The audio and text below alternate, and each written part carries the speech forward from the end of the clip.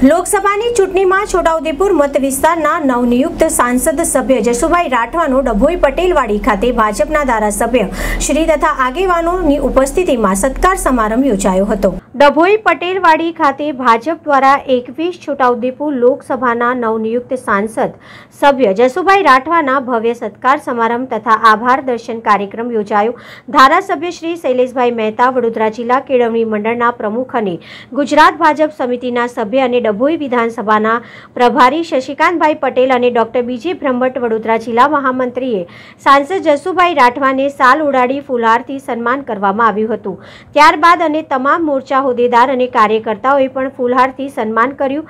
જસુભાઈ રાઠવાએ પોતાના વક્તવ્યમાં જણાવ્યું કે પંચાયતથી માંડી પાર્લામેન્ટ સુધીના પોતાના અનુભવો રજૂ કર્યા અને 15 વર્ષ સરપંચથી લઈ સાંસદ સભ્યની સફરની હકીકતો જણાવી અને પાર્ટી માટે કામ કરવાની પ્રેરણા આપી હતી। તમામ નાના મોટા કાર્યકરો હોદ્દેદારોને દિલમાં રાખીશ અને પાર્ટી કાર્યકરની કદર કરે છે અને મારાથી કોઈ પણ દુઃખી ન થાય તેની હું કાળજી રાખીશ તેમ ડભોઈ વિધાનસભા મત વિસ્તારમાંથી 63,000 ઉપરાંત મત પ્લસ નીકળ્યા છે તે બદલ ધારાસભ્ય સહિત તમામ નાના મોટા કાર્યકર હોદ્દેદારનો આભાર વ્યક્ત કર્યો હતો।